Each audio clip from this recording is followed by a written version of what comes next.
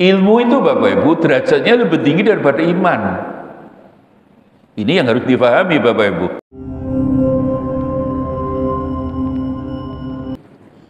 Assalamualaikum warahmatullahi wabarakatuh. Ila Rasulillah sallallahu alaihi wasallam wa ila jamil anbiya mursal sahabat sabiin wal malaikatul muqarrabin wa khususan Syekh Imam Muhammad bin Umar An-Nawawi wa li walidayhi wa li masyayikhi wa man nawayna kulli niyatin salihah wa li qadai hajatina bisirril Fatihah. Siratal ladzina an'amta. Bismillahirrahmanirrahim. Alhamdulillahirabbil alamin. Wal aqibatu lil muttaqin. Allahumma shalli wa sallim wa barik ala sayyidina Muhammad wa ala alihi wa ashabihi ajma'in. Ba'd wa qala al-musannif rahimahullah ta'ala bi ulumihi wa amatana bi asrarihi fid dharain amin ya rabbal alamin. Bismillahirrahmanirrahim. Wa innaka la'ala khuluqin azim. Wa innaka sesungguhnya engkau Muhammad ya, ala khuluqin azim ya, berada atau memiliki ya, akhlak yang sangat agung. Jadi khuluqun itu bentuk tunggal Bapak Ibu, akhlak itu jamak. Makanya akhlakul karimah. Di dalam bahasa Arab semua yang jamak itu ya, dimasukkan jenis muannas perempuan. Ya. Jadi khulukun menjadi akhlak. Nah, dalam bahasa Indonesia akhlak itu dianggap kata tunggal, mufrad, padahal akhlak itu jamak. Makanya karimah, bukan karim, karimah. Dalam tata bahasa Arab semua kullu jam'in muannas, yang jamak itu dikategorikan muannas. Jadi karena itu akhlaknya agung. Ini ada hubungannya dengan ayat kemarin yang beliau masih dianggap orang gila, majnun, tapi Allah mengingatkan, biarlah Muhammad, orang lain menganggap engkau orang gila. Ya, 5 kata itu Bapak Ibu. Ya, 1 syairun, penyair yang ngelantur, tidak ada buktinya, hanya main perasaan. Ya, kemudian sahirun, tukang sihir. Ya, karena Al-Quran itu kan bahasanya indah kayak penyair, tapi tidak pernah bukti katanya. Bicara swarga, neraka, pahala, siksa itu tidak pernah terbukti. Makanya itu dianggap pembohong, kadzibun. Buat orang Quraisy waktu itu kan bisa surga itu harus wujud Pak. Ya misalnya nasi goreng, HP, iPhone harus wujud. Itu harus segala sesuatu harus langsung ada. Kalau tidak ada itu gaib, itu berarti tidak ada. Padahal surga neraka itu sesuatu yang gaib, nanti di akhirat hakikatnya gitu loh. Jadi yang paling sadis lah adalah cap ya, bahwa Muhammad itu adalah orang gila. Tapi Allah menjawab tidak. Ya, engkau bukan orang gila. Ya, bahkan engkau punya akhlak yang tinggi. Wa innaka la ala khuluqin azim. Kanat nafsuhu syadidatun nafrah anil ladzat al-badaniyah was sa'adah dunyawiyah. Ciri pokok beliau akhlak yang mulia itu karena tidak memandang kesenangan dunia ini menjadi paling penting. Ladzat kelezatan yang bersifat fisik. Nabi tidak pernah memandang kesenangan ini tujuan pokok. Ya, panjenengan masih ingat Nabi mengatakan jangan pernah mencari kesenangan di dunia ini, carilah ketenangan. Ya, Umar bin Khattab itu tokoh Quraisy. Sing nomor 1 bukan Abu Jahal Abu Lahab, Bapak Ibu, Umar bin Khattab. Justru itulah Nabi berdoa, ya Allah bukalah hati Umar. Menurut riwayat baru tahun kelima kenabian, setelah 5 tahun jadi Nabi, ada yang memprediksi 6 tahun, barulah Umar masuk Islam. Sejak Islamnya Umar itulah Nabi berani berdakwah lebih terang-terangan itu. Sebelumnya diam-diam, rahasia-rahasia. Dengan hilangnya Umar, sebenarnya kekuatan Quraisy tinggal separuh. Ini Umar bin Khattab, ya, bukan Umar Bakri. Kalau Umar Bakri temannya Bang Thoyib yang tidak pulang-pulang itu, Bu. Ini jadi dulu Umar itu tokoh Quraisy nomor 1, tiap hari nyari Nabi untuk membunuhnya. Nabi justru Nabi mendoakan terus, ya Allah bukalah hati Umar agar masuk Islam. Inilah jawaban selalu bagi kita, bagi orang yang bertanya, bagaimana hukum mendoakan orang yang non-muslim? Nah, Umar kan belum Islam, malah tiap hari memusuhi Nabi, ingin membunuhnya, kok didoakan? Kita kan harus ikut Nabi lah, doa kepada mereka itu agar mereka mendapatkan hidayah. Boleh. Ya.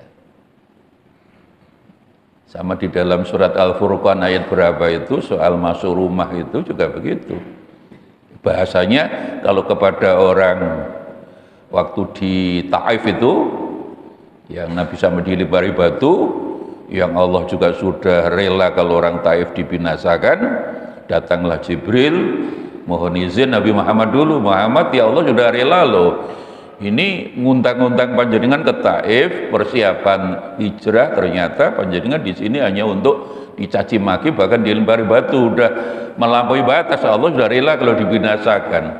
Jawab Nabi Muhammad, oh enggak usah, didoakan aja, Allah mahdi qaumi fa innahum la ya'lamun.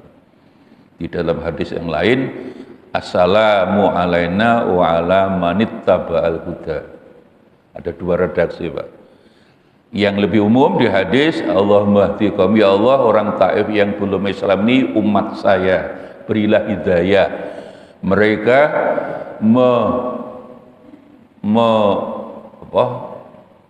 mendolimi saya seperti itu karena mereka belum tahu aja. Tapi dalam riwayat yang lain, assalamu alaina wa ala manittaba'al huda. Ini juga sebagai dari Nabi, Ibu Bapak, kalau panjenengan diberi salam orang lain yang non muslim, jawab aja assalamu alaina wa ala man ittaba'al huda. Ittaba'al huda itu agar engkau mendapat hidayah. Boleh, boleh. Ini Nabi, kok katanya ndak boleh? Ya itulah, ilmunya itu kalau orang ilmunya akeh itu biasanya ndak gampang nyalani wong, Pak. Ilmunya sedikit-sedikit gampang nyalani wong. Jadi disinilah literasi. Jadi di surat Al-Furqan ayat berapa itu yang menyangkut orang kalau masuk rumah kan harus salam. Walaupun tidak ada orangnya tetap salam aja, Bu, Bapak, karena menurut Nabi di situ ada malaikat, ada jin, ya, keluar kamar juga salam, termasuk bagaimana hubungannya kalau panjenengan kepada orang yang muslim tadi assalamu alaina wa ala man ittaba'al huda. Ya, monggo kalau ya, dijawab aja assalamu. Jadi siapapun orang non muslim, assalamualaikum, assalamu alaina wa ala man ittaba'al huda, boleh. Monggo ditirukan saya, assalamu alaina, monggo. Assalamu alaina wa ala man ittaba'al huda. Ittaba'al huda. Jadi keselamatan untuk kami dan untuk panjenengan, mudah-mudahan mendapatkan hidayah. Nah, itu kan damai begitu. Nabi itu kan orangnya begitu. Ya, didoakan aja agar mendapat hidayah masuk Islam, begitu loh. Nah, itulah pentingnya ilmu, akhirnya kan begitu Bapak Ibu. Kalau bicara akhlak, ala kulli nazim ini juga mesti bicara ilmu Bapak Ibu. Surat Al-Mujadilah atau Mujadalah ayat 11 yang kita sering dibaca orang ketika khutbah itu atau ceramah, yarfa'illahu alladhina amanu minkum walladzina utul ilma darajat. Sebelum bicara itu, sebelumnya Allah bicara akhlak. Dalam satu majelis, tafassahu fil majalis. Dalam satu majelis, ayo kita saling menghormati, tidak usah saling menghina. Duduk bareng-bareng, majelis itu sebuah meeting lah, sebuah majelis, atau Nabi kadang nyebut halaqah. Itu jangan saling menghina, kumpul bareng-bareng kok saling menghina, jangan. Harus tafassahu, saling menghormati. Akhlak berarti. Bahkan bagi orang yang datang terakhir dalam satu majelis harus tetap dihormati. Bab ayat itu 11 Mujadilah ini Bapak Ibu, ketika Nabi dalam satu majelis seperti ini, ada orang datang terlambat, diusir sama orang yang lebih dulu, kamu belakangan yang buru dhewe atau pulang aja lah kamu. Kemana pindah depan, pindah samping, diusir semua sama orang-orang. Dipanggil oleh Nabi, fulan, nggih Kanjeng Nabi, kamu duduk di sebelah saya. Serban Kanjeng Nabi dibuka, Pak, duduk. Itu orang mau cari ilmu kok. Loh kok teko kari dewe. Nah itulah namanya orang kan tidak sama. Jangan ditolak orang. Ilmu itu Bapak Ibu derajatnya lebih tinggi daripada iman. Ini yang harus difahami Bapak Ibu. Jadi makanya setelah ayat Allah bicara akhlak tadi dalam surah majelis, ya saujulah pertemuan, ojo saling menghina, tafassahu wil majalis, majelis jamaknya majalis. Ya, turun ayat yarfa'illahu ladzina amanu minkum tadi. Jadi derajat yang beriman jelas lebih tinggi dibanding tidak beriman, itu amanu. Tapi ketika utul ilma itu penafsirannya adalah bahwa yarfa, Allah mengangkat derajat orang yang berilmu ngalahno orang yang beriman. Mungkin bagian kaget, loh masa iman kalah dengan ilmu? Loh itu maksud Allah memang begitu. Lah orang bisa beriman kan karena ilmu. Saya ulangi, ayat itu menjelaskan bahwa orang bisa beriman karena ilmu. Betul Pak, Quran tidak pernah salah.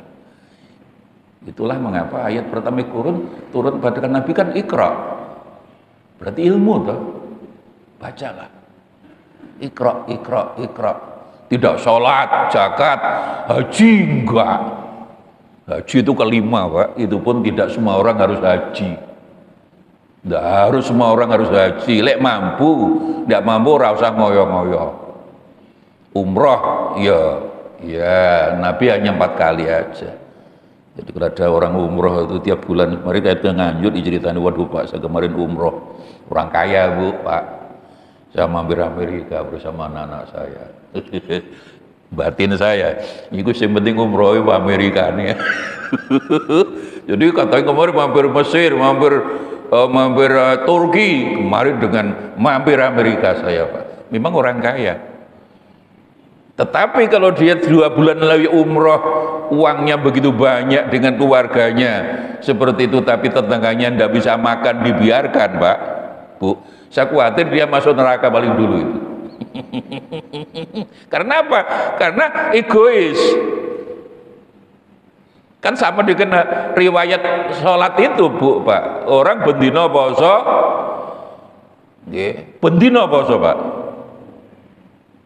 ngaji, baca Quran, bangun malam. Pokoknya secara pribadi orangnya baik, tapi dia tidak pernah tergetar hatinya membantu kesulitan orang lain yang paling dekat. Dilapurnya Nabi, dia merasa bangga dengan kesalehan pribadinya tadi, ketaatan pribadinya tadi. Hablum minallah lah, hablum minallahnya jelek. Dilapor nih Kanjeng Nabi. Nabi dawe catat, sahabat orang itu haram masuk surga. Karena apa? Tidak paham agama. Bahwa kesalahan pribadi itu penting menuju kesalahan sosial. Itulah rahmatan lil alamin. Bahwa secara pribadi kita menjadi orang baik, iya. Tapi karena kita hidup di dunia, tidak semuanya orang dapat rezeki kayak panjenengan. Banyak orang yang membutuhkan bantuan panjenengan, harus rahmatan. Ya. Jadi 2 bulan sekali umroh, 2 bulan dia umroh, cerita wah mampir Amerika Pak. Ya, saya batin sekali lagi, sing penting Amerikanya Pak umroh. Boleh, tapi kalau tetangganya uangnya hanya dihambur-hamburkan hanya untuk ada kesan bersenang-senang seperti itu, Pak, tetangganya yang masih melarat makin banyak. Apalagi di Indonesia hari ini kemiskinan naik sudah menjadi 29 juta lagi lebih koma berapa. Itu akan lebih manfaat, berikan aja tetangga sampean. Itu justru yang menghantarkan surga kalau kita ini mampu rahmatan lil alamin. Ya kembali pada khulukun azim ini Bapak Ibu, akhlak itu ternyata kalau kita hubungkan dengan surat Al-Mujadilah 11 tadi, itu ada hubungannya dengan ilmu. Jadi orang berilmu itu harus punya akhlak yang tinggi. Jadi ayat 11 tadi saling menghormati dalam sebuah majelis, baru Allah ngangkat yarfa'illahu alladzina amanu minkum walladzina utul ilma darajat. Yang kita bisa menjadi kaget bahwa penafsiran utul ilma itu yarfa, Allah ngangkat derajat alladzina utul ilma, yang berilmu ngalahno orang yang beriman. Betapa Allah sangat menghargai ilmu. Jadi ilmu itu derajatnya lebih tinggi daripada orang yang beriman. Karena apa? Karena orang beriman disebabkan ilmu. Makanya ayat pertama kali Iqra, bacalah, moco. Ilmu itu lebih penting, bukan sholat, bukan zakat, bukan yang lain, apalagi haji, buatan ilmu. Makanya mudah-mudahan panjenengan ya termasuk yang sudah usia-usia menjelang sepuh, ya ini kita kan ngidam kuburan kabeh, Pak. Masih seneng ilmu, insya Allah berkah. Amin Allahumma. Insya Allah panjenengan sudah usia ini masih cinta ilmu, ini yang penting, yang akan betul-betul menghantarkan panjenengan duhul ajana, ya ilmu itu. Sebab kalau tanpa ilmu bisa ngawur, ilmu apa itu yang ibadahnya bisa nggak bener. Makanya utul ilma tadi, penafsirannya Allah ngangkat derajat orang yang berilmu lebih tinggi daripada orang yang lah. Wa man jama bainahuma, ini yang paling sempurna. Orang yang mampu menyatukan, mengintarikan iman dan ilmu. Itu sudah, kalau sudah derajat ibu bapak, rezeki, pangkat, semua itu sudah bayang-bayang mawon. Nah sayangnya orang sekarang tidak memandang ilmu penting. Sing penting sekarang ya dulu uang, sekarang enggak. Sing penting HP. HP itu lebih penting daripada ilmu. Betapa sederhananya orang hidup hari ini Bapak Ibu. Ya. Makanya khuluqun azim ini Aisyah pernah ditanya Bapak Ibu, apa akhlakan Nabi Quran? Karena khulquhul Quran. Ya. Makanya Quran dibaca, difahami. Ya. Jangan hanya dibaca tapi tidak paham. Ya, kemarin ada seminar di Bapak di UIN bersama Profesor Waryono, itu direktur pesantren di Kementerian Agama Pusat. Ya, saya kan tanya, Pak, ini ada teman saya mau mendirikan pondok tahfidz Quran. Oh, enggak boleh Pak sekarang. Loh, kok enggak boleh gimana? Pak Waryono, Profesor Waryono, ini sudah kita catat 123 pondok tahfidz Quran di Indonesia ini hanya ngapalno, tidak diajarkan maknanya, dan 123.000 berapa ratus santri ini semuanya anti negara, anti Pancasila, anti NKRI. Ini kan sama dengan Ibnu Muljam yang membunuh Sayyidina Ali, itu orang khatam Quran tapi tidak paham agama. Dan itu sudah diprediksi Nabi akan datang zaman nanti orang ngapal Quran tapi tidak paham agama. Bahasa Nabi ngapal Quran hanya di tenggorokan. Bahaya itu. Quran dihafalnya tok, ya, tapi tidak difahami maknanya, tapi didoktrin oleh pengasuh tahfidz tadi untuk anti negara, anti Pancasila, anti NKRI lah, sudah 100. Pokoknya hari ini paling kalau ono orang mendirikan pondok khusus tahfidz, kita tolak moratorium. Karena sudah terindikasi 123 pondok pesantren tahfidz Quran, tapi di situ ngapal netok, maknanya tafsirnya dipahami, tapi anak-anak didoktrin anti negara. Bahaya. Jadi itulah Itulah sekali lagi Ibnu Muljam itu hafal Quran, bos yang membunuh Sayyidina Ali, ngafir ini Sayyidina Ali itu hari harus dibunuh. Loh, Sayyidina Ali cucu Nabi. Itu kan Al-Quran hanya dihafalnya tok, ndak dimakna, ndak paham maknanya, bahkan dibelokkan. Kalau soal negara sudah berulang-ulang saya katakan, Nabi di Madinah mendirikan negara tahun kedua. Jadi masuk 2 tahun Nabi di Madinah, Nabi sudah melihat, loh, oh Yahudi akeh, Nasrani akeh, Majusi akeh, sing kafir akeh. Itu sudah diajak mendirikan negara Madinah itu. Bahkan ada undang-undang dasarnya 47 pasal, dan itu hadis di Bukhari ada, di Muslim ada, di Al-Baihaqi ada. Nabi jadi undang-undang dasar negara Madinah zaman Nabi itu Bapak Ibu ndukur dia bismillahirrahmanirrahim, baru pasal pertama, hadza kitabun min Muhammad sallallahu alaihi wasallam baina Quraisyin wa Yathrib wa man tabi'ahum wa man lahiqa bihim wa man ahada mahum innahum ummatun wahidah. Ini perjanjian Muhammad yang mewakili umat Islam, baik Islam Mekah dan Madinah, bersama siapapun yang datang hari ini, suku apapun, keyakinan agama apapun, apa yang harus kita tandai kebersamanya, kita ini satu bangsa, ummah wahidah, one nation. Jadi Nabi jelas-jelas mendirikan negara tidak berdasarkan podo agama ini, walaupun berbeda agama, itulah Bhinneka Tunggal Ika. Maka negara kita ini yang didirikan oleh para founding fathers, ulama-ulama kita dari kelompok manapun, sudah cocok seperti Rasulullah SAW. Tidak boleh dirubah, tidak boleh. Dan Nabi juga tidak menamakan negara Islam gimbotan, negara Madinah mawon. Nah inilah Bapak Ibu sekali lagi ilmu. Jadi monggo, cuma dia bilang Pak Waryono ini, tapi kalau sampean mendirikan tauhid langsung nggak izini Pak kalau sampean. Aman sudah jelas. Tidak anti negara. Duh napa anti negara itu Bapak. Wong negara ini sudah persis tatanan model disusun Nabi di Madinah, kurang apa. Loh kok jadi ini negara Islam? Loh dasarnya negara Islam itu mana? Orang enak. Itu Pak, kayak pertemuan saya dengan Ismail Yusanto yang ngerek HTI dibubarkan tuh Pak. Di waktu itu di asrama haji. Itu surat Al-Baqarah 208 itu Pak, udkhulu fisilmi. Di aslimu diartikan negara Islam. Tidak ada satupun kitab tafsir yang menafsirkan aslimu negara Islam. Betul enten. Aslimu tauhid. Tidak bisa Mas. Aslimu itu mana tafsirnya? Tapi ya begitu Bu, keyakinan tidak bisa dirubah.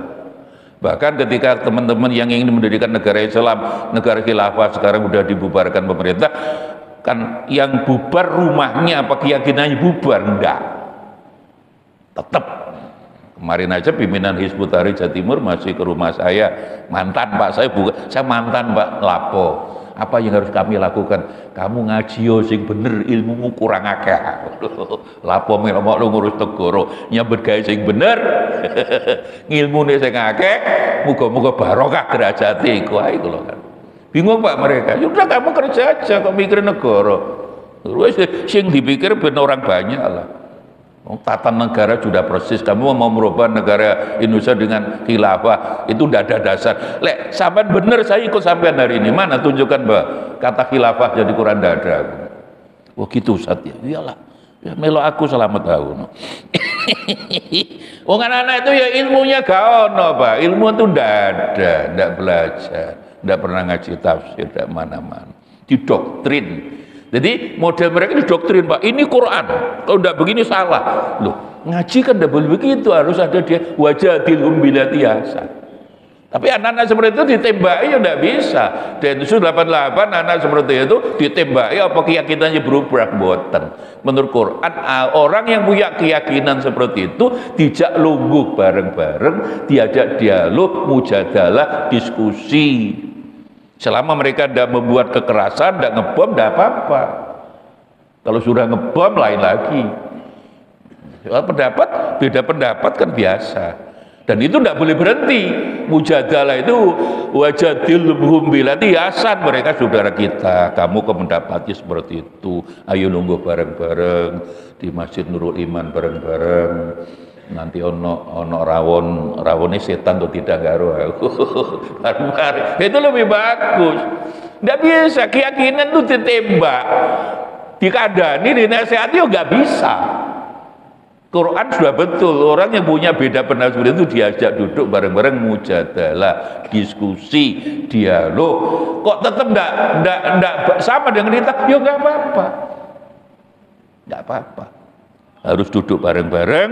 Yang penting jangan membuat kerusakan, kondoliman terhadap siapapun di negara ini. Boleh menurut saya, asal tidak membuat ngebom misalnya, barulah ya.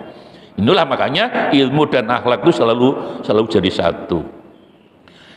Jadi Aisyah pernah ditanya Bapak Ibu, ya, wasadat ad-dunyawiyah, artinya inti akhlak Nabi itu tidak pernah memandang dunia ini lebih penting daripada akhirat.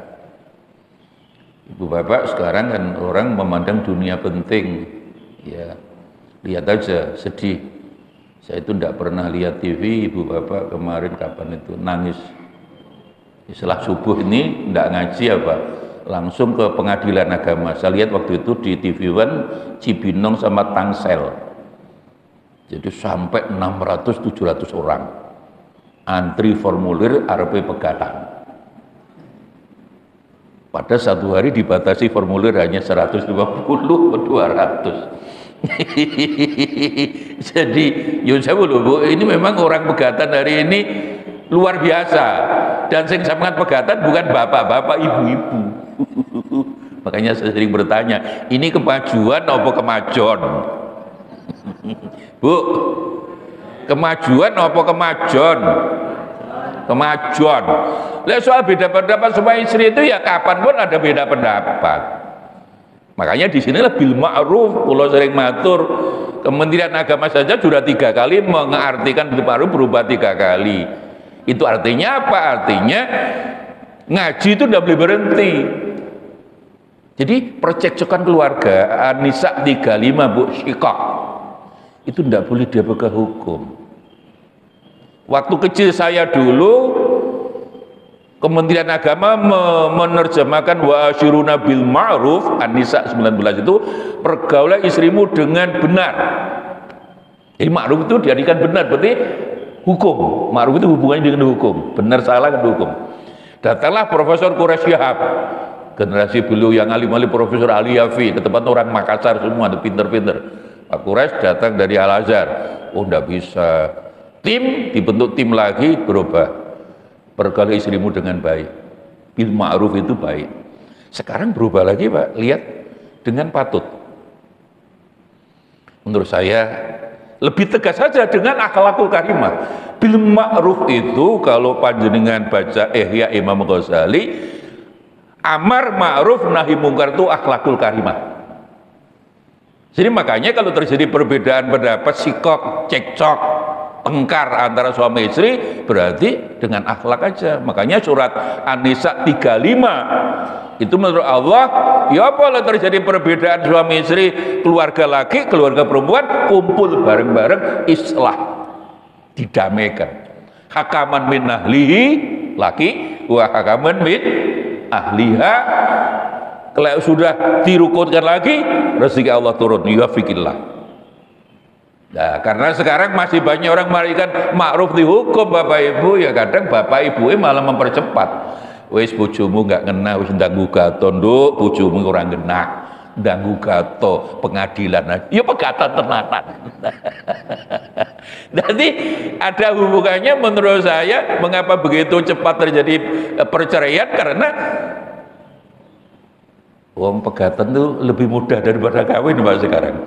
Ya, 3.500.000 hakimnya sidang 2 kali, tidak usah datang, deal kok 2 kali.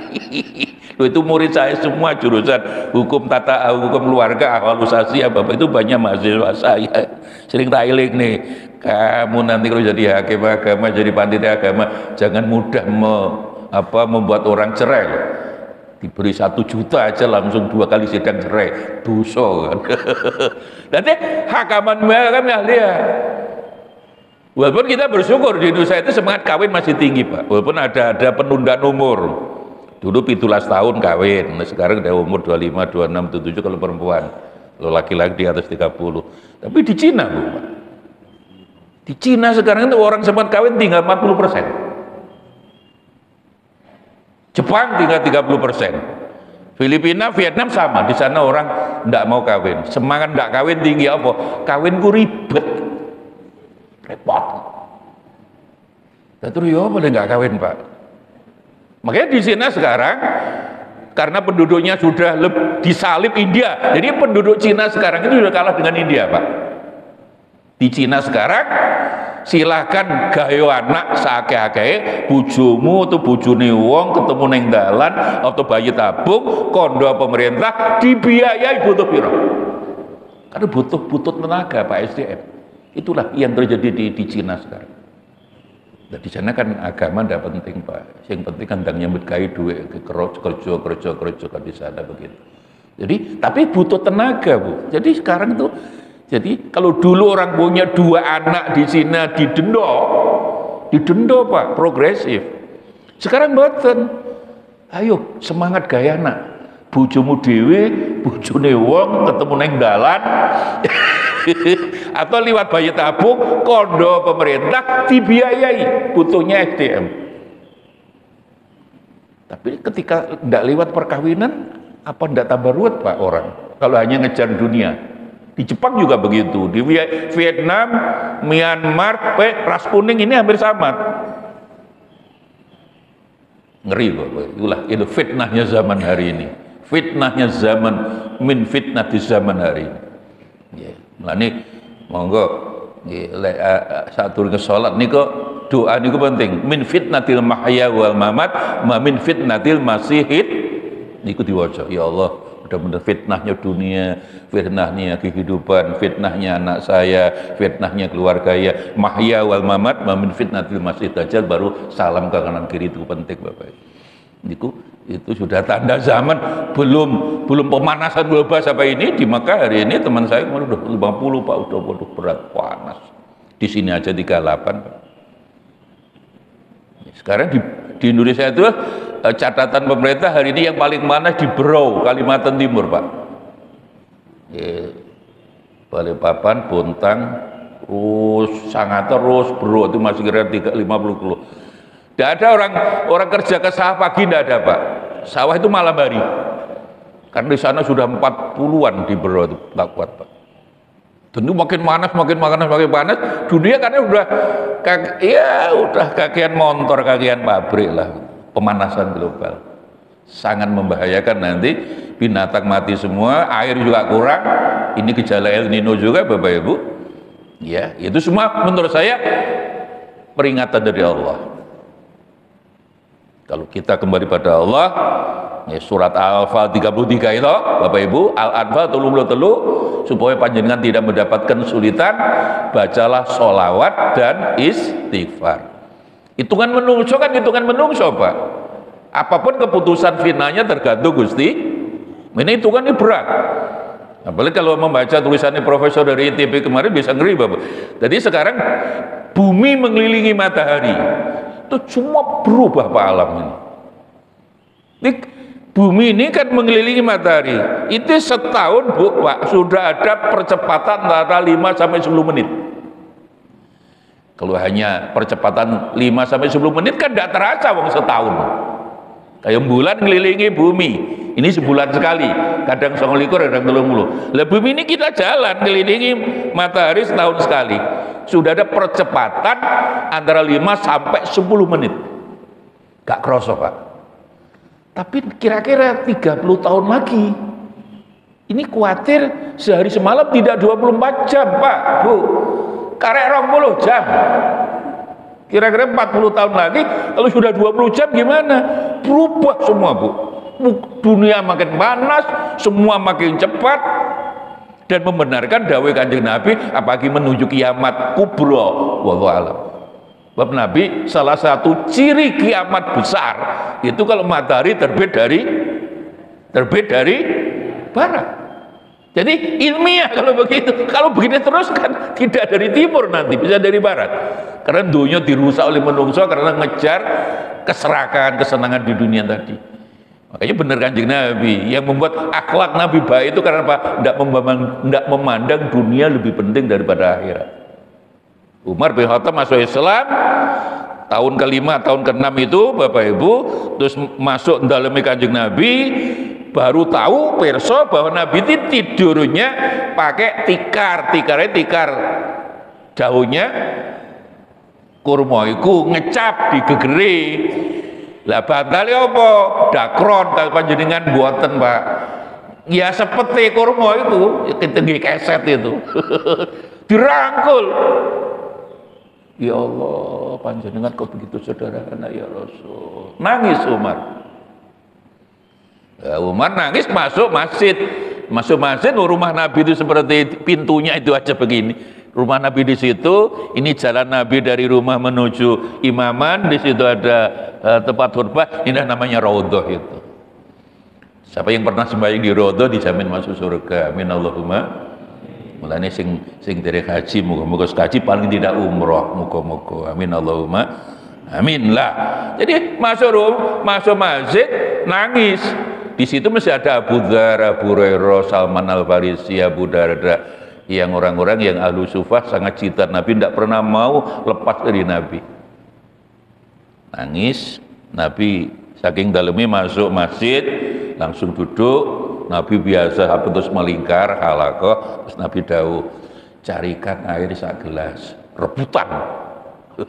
Terus ada yang paling pertama, ini Kanjeng Nabi, dipikir Nabi mau minum, tidak, sudah 5 jarimu masukkan.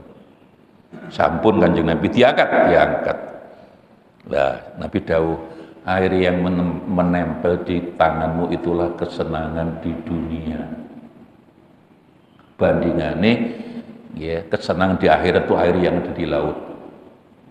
Pada laut dan daratan ibu di dunia ini Bapak, laut kita ini 70%, daratan hanya 30%. Betapa banyaknya kesenangan di akhirat. Terus Nabi dawuh, oleh karena itu jangan pernah hidup tujuannya mencari kesenangan di dunia ini. Carilah ketenangan. Jadi kalau kita kejar, dari mana ada ketenangan? Ala bidzikrillahi tatmainnul Gusti. Ya, karena apa? Karena hidup di dunia ini transit, abiri sabil, mampir ngombe kata orang tua. Kita ini transitnya berhenti minum, berangkat lagi. Makanya jangan mencari kesenangan, carilah ketenangan. Dari mana sumber ketenangan? Gusti Allah. Ngaji dengan betul di Masjid Nurul Iman ini. Ya, sekarang ditakut-takuti ya juga baca Al-Anfal 33 tadi, Bu. Wa ma kana Allah liyu'adzibahum wa anta fihim wa ma kana Allah mu'adzibahum wa hum yastaghfirun. Ini Quran. Pasti benar. Allah tidak akan menurunkan siksa kesulitan apapun kepada panjenengan ya selama panjenengan anta itu kan Nabi Muhammad. Dan Nabi Muhammad sudah siap, bacalah sholawat. Intinya bahwa menurut Al-Anfal 33 ini Allah tidak akan menurunkan kesulitan apapun kepada panjenengan dan keluarganya, anak-anak kita, lingkungan kita selama panjenengan memperbanyak sholawat dan istighfar. Saya dulu mengatakan, dan jangan dibalik. Ini ayat ini kan sholawat dulu baru istighfar, Pak. Kapanpun monggo sholawat baru istighfar, sholawat. Di dalam sholat, setelah sholat, di luar sholat, kapanpun panjenengan sering-sering maca sholawat dan istighfar. Insya Allah kesulitan apapun ditaruh oleh Gusti Allah Subhanahu Wa Taala. Amin Allahumma. Quran tidak pernah salah, Pak. Quran salah kan Gusti Allah salah, tapi harus yakin. Tapi tidak yakin ya panjenengan tidak yakin be Gusti Allah, kan suudzon be Gusti Allah. Makanya doa itu harus yakin. Innallaha la yaqbalu du'a qalbin ghafilin. Allah tidak akan mengabulkan doanya orangnya yang suudzon pada Allah. Tidak percaya be Gusti Allah gimana? Kayak rezeki dulu juga sama tuh itu, Pak. At-Tolak 23. Wa may yattaqillah yaj'alhu makhraja wa yarzuqhu min haitsu la yahtasib. Yang selalu dibaca khotib dulu. Sekali lagi, monggo diingat lagi, wong lanang sowan Kanjeng Nabi sebab turunnya ayat itu, Pak. Kanjeng Nabi kula susah. Setunggal kebun kurma kula 2 tahun tidak berbuah ya Rasul. Saya makan aja sulit hari ini. Istri saya sakit-sakitan. Nah, kemarin anak laki-laki saya diculik perampok. Beritanya dibunuh. Kanjeng Nabi ya wis tetep ikhtiar secara zahir, tapi bacalah istighfar sing akeh. Batin lek waleh maca istighfar ganti khauqalah la haula wala quwata illa diwaca Bu, kira 2 bulan ndak hasil. Nah, akhirnya sowan. Ndak hasil nggih dereng Kanjeng Nabi. Ndak kan berhasil. Lho kok ngaten bojomu lho ora percaya. Katanya istri saya barangkali ada doa yang lain, tidak ada. Menghadapi rezeki, kesulitan rezeki, istighfar, dohir, ikhtiar dohir tetap loh, istighfar, wa'alaikumsalam.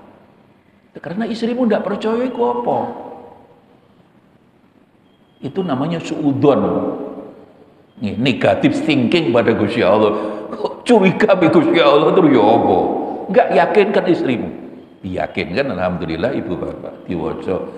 Menurut riwayat tidak sampai 2 bulan lah, kurang 1,5 bulan, tahu-tahu anak yang diculik perampok tadi datang. Dan datangnya itu membawa, ada 2 riwayat, satu membawa kambing 3.000, okay. Ya, arep kurban saya ini paling dia akan tulung ewu, okay. Ada riwayat lain unta 100 Pak, miatu ibil ya. Akhirnya sowan Kanjeng Nabi, laki-laki tadi, anakmu teko nggih Kanjeng Nabi, seneng nggih, susah Kanjeng Nabi. Loh, kok ono susah? Loh, panjenengan kan pirsa Kanjeng Nabi. Saya ini 2 tahun kubur komo ndak berbuah, makan aja sulit.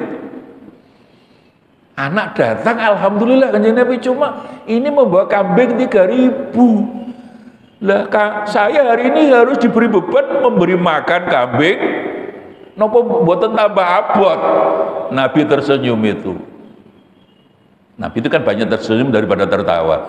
Loh, itu kan doamu, istighfarmu, hauqolahmu itu Allah memberi makhraja, jalan keluar, dan ini rezeki permintaanmu min ghairillah yang tanpa diduga.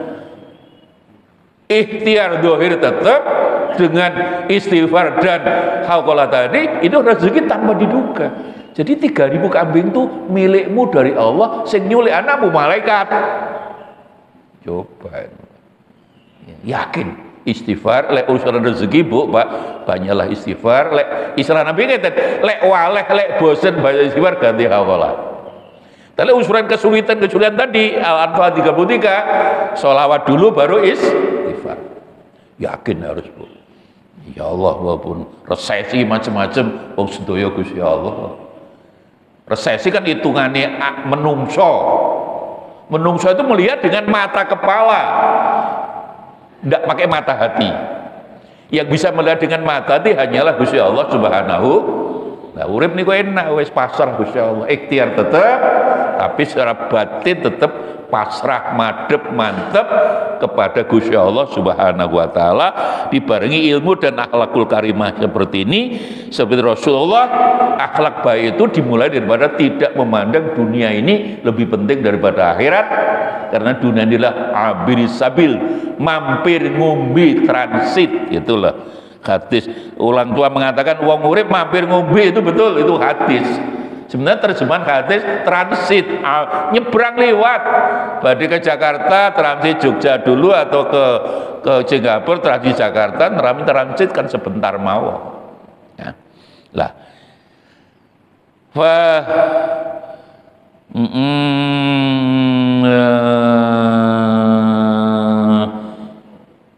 Tadi sudah kita sebut Aisyah pertanyaannya. Aisyah sampean kan istri Nabi, menurut sampean akhlak Nabi itu apa? Aisyah dawuh, karena khuluhul Quran, akhlak Nabi itu ya Al-Quran. Kita baca, kita pahami maknanya, dan kita amalkan menurut kemampuan kita. Gusti Allah itu enaknya kan tidak maksoan Pak, tidak kuat ngadeg lungguh, tidak kuat lungguh sholat berbaring, nggak berbaring kok nggak kuat ya hanya menggerakkan mata, wis gak iso menggarakan mata berarti ya mati disolati. Ini Anas, wa qala Anas khadamtu Rasulullah sallallahu alaihi wasallam asyra sinin. Anas bin Malik Bapak itu orang yang khadimnya Kanjeng Nabi. Jangan dikelirukan dengan Malik bin Anas. Kalau Malik bin Anas itu sudah hidup setelah Nabi wafat. Gurune Imam Syafi'i, Imam Malik itu namanya Malik bin Anas. Ini Anas bin Malik, itu sahabat Nabi yang menjadi mewakafkan dirinya khadimi pelayan Nabi yang membersihkan pakaiannya, sandalnya, anunya. Itu yang di pondok-pondok itu yang niru Anas bin Malik itu Pak, anak-anak loh. Kiai itu sandalnya ditoto, itu sebenarnya kan niru Anas bin Malik. Barokah Kanjeng Nabi gitu deh. Apa kiainya seperti nabinya wallahu alam lah. Ya tidak semua kiai lah kira-kira. Ya. Jadi Bapak Ibu katanya Anas, aku iku lho melayani Kanjeng Nabi itu asyra sinin 10 tahun. Fama qala li fi syai'in faltu, enggak pernah nyeneni aku, memarahi saya, nyindir saya, enggak pernah. Mengapa kamu kok enggak melakukan sesuatu, kok ngono, enggak. Ya, Kanjeng Nabi kan banyak senyum. Apa menawa keliru kami guyu tok. Lah termasuk 5 afau halafata. Loh kamu kok melakukan itu untuk apa? Artinya bahwa Nabi itu tidak pernah marah. Orang yang sabarnya luar biasa. Ya. Dan untunglah kulolan panjenengan menjadi umat Nabi Muhammad sallallahu alaihi wasallam yang sabarnya itu tidak ada batas. Kalau kita kan ono sabare ono batasnya. Nabi Musa mungkin iya. Ya Allah, ndak gelem Jumat pindah Sabtu. Ya wis, salah Sabtu golek iwak mancing. Nabi Musa matur, "Ya Allah, dipindah hari Sabtu tetap saja umat saya ndak mau ibadah. Sebab kecil mawon illa qalilan minhum." Ya napa Gusti? Napa panjenengan pengen nyiksa? Lho, sama napa ya umatmu ya monggo terserah panjenengan. Ya ikut disiksa. Mulai mancing badannya berubah jadi bedas itu keren. Kunu kirodatan khosiin Al-Baqarah 60. Kemudian diperjelas oleh Al-Maidah 65, pulang dari mancing Nabi Musa dengan umat yang sebagian kecil sembahyang Jumat Sabtuan lah begitu, yang tua-tua jadi babi. Al-Qiradata wal Khanazira itu Al-Maidah 65. Jadi sing yang berubah kepalanya tok Pak, bukan badannya ndak. Jadi ndak jadi ndak ikut Nabi Musa itu, ndak ikut Sabtuan lah begitu, pulang bawa ikan. Tapi wajahnya wajah babi yang tua-tua. Yang muda-muda wajahnya wajah kera. Kalau panjenengan umat Nabi Muhammad Pak, ya, masjid ini saya yakin penuh lah. Alhamdulillah. Tapi kira-kira sing Jumatan dibanding ndak Jumatan banyak mana? Ya banyak Jumatan Pak, ndak sedeng, ndak cukup menjadi sampean. Kok mboten dadi babi? Kok ndak dadi kera? Itulah umat Nabi Muhammad, lek salah, lek dosa ndak langsung dihukum. Ditunggu tobat, ndak Jumatan dari ini, minggu depan bagaimana? Dan itulah rahmat yang paling besar yang hanya diberikan pada Nabi Muhammad sallallahu alaihi wasallam adalah akhara adabun, lek salah dosa dalam sudiku. Nabi Nuh, Nabi Soleh, sebab begitu. Nabi Musa sekali lagi ketika turun ke Taurat utuh dalam dua kotak dari gunung Tur Sina, yang nyembah patung sapi harus dibunuh. Tidak ada kesempatan tobat, Pak, harus dibunuh. Ya, Allah sangat sayang pada Nabi Muhammad. Itulah saya perintahnya. Lupa ampun boten keliru. Kok sholawat dulu baru istighfar? Loh itu Quran. Al-Anfal 33 tadi loh. Sholawat dulu baru saya pernah lupa boten keliru. Dan ini Quran. Itu menunjukkan bahwa Allah itu sangat sayang kepada Nabi kita, Nabi Muhammad Shallallahu Alaihi Wasallam. Jangan disamakan orang lain. Ini Muhammad Rasulullah bukan Muhammad ya tanggane Masjid Nurul Iman, bukan. Itu Muhammad yang lain. Kalau pernah diprotes Bu Mas, loh mboten keliru kok sholawat deh. Loh iki Quran rek. Gusti Allah dawuh Gusti Allah wa ma kana Allah liyu'adziba wa anta fihim. Anta itu Muhammad kamu. Nah Nabi sudah wafat ya baca sholawat berarti. Wa ma kana Allah mu'adziba wa hum yastaghfirun. Itu untuk menghindari kesulitan apapun, monggo hari ini fitnah makin gede, fitnahnya zaman, ibu bapak, fitnatul mahya wal mamat, ya, wa min fitnatil masjid dajjal, diwaca sadurunge salam niku, fitnahnya begitu, lah balik Gusti Allah, ya Allah, mungkin fitnahnya makin berkurang. Diangkat Gusti dengan cara apa? Sering-seringlah baca sholawat dan istighfar. Jadi Anas bin Malik itu tidak pernah 10 tahun menjadi pelayan Nabi diseneni, enggak pernah marah Nabi itu. Tidak kayak kita. Saya menjadi sedih yang terus terang Bapak Ibu kalau ada pemimpin Islam itu tidak rahmatan, marahtan lil alamin, marah. Nabi itu tidak pernah marah. Dikatakan gila aja buatan marah. Kok ada pemimpin marah? Oh, lah iyalah ngaji ini tutup itulah. Umat Muhammad itu harus umat yang moderat Pak. Wa kadzalika ja'alnakum ummatan wasaton. Al-Baqarah yang moderat, jangan mudah marah, dipikir dulu, sing sabar. Wong tua biyen kan ono bener ya, sabar iku subur, lek ora sabar kecemplung subur ya ono bener gampang ngomongan begitu.